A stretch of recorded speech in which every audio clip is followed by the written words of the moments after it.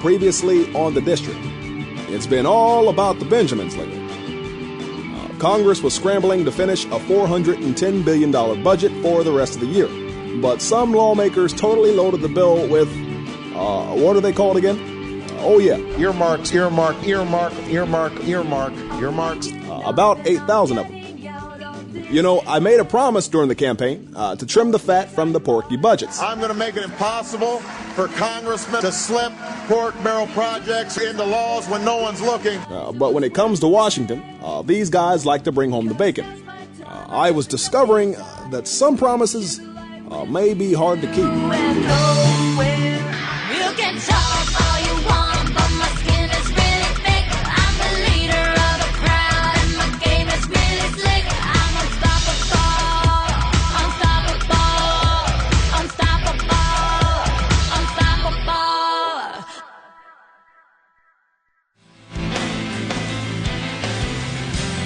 I was beginning to realize that without these earmarks, this bill was never going to pass.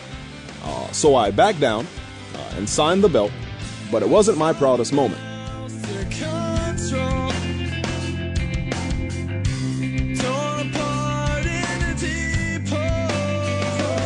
You okay?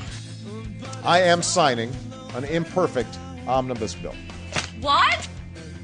It's necessary for the ongoing functions of government, and we have a lot more work to do. Oh my God.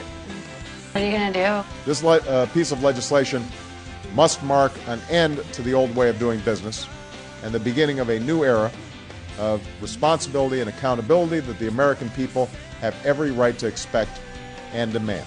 Right.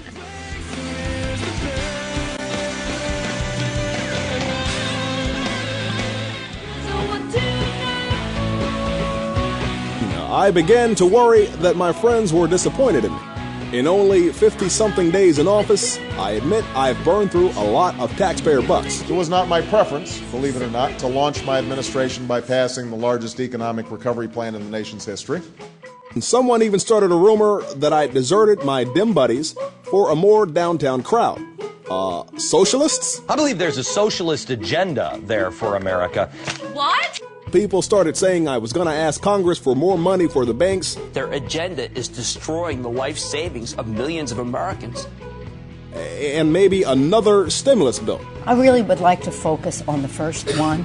But hey, let's not get ahead of ourselves. We still got to deal with a $1.5 trillion deficit this year. Yeah, trillion. With a T. Coming up on The District. Hillary's having the time of her life, hanging out with the girls around the globe. I tell my daughter that the fashion genes skipped a generation. It's passed me by. Meanwhile, some members of Congress give Tim a hard time, including Judd, who was invited to hang with Team Barack. It really wasn't a good fit. But backed out when he remembered he was a Republican. I would say this was on the Tinkerbell side of rosy scenarios, this budget. I feel bad for Tim. He just heard the economists in town don't really like him, and it seems like the stock market drops every time he opens his mouth. It's all right. I still love you, man.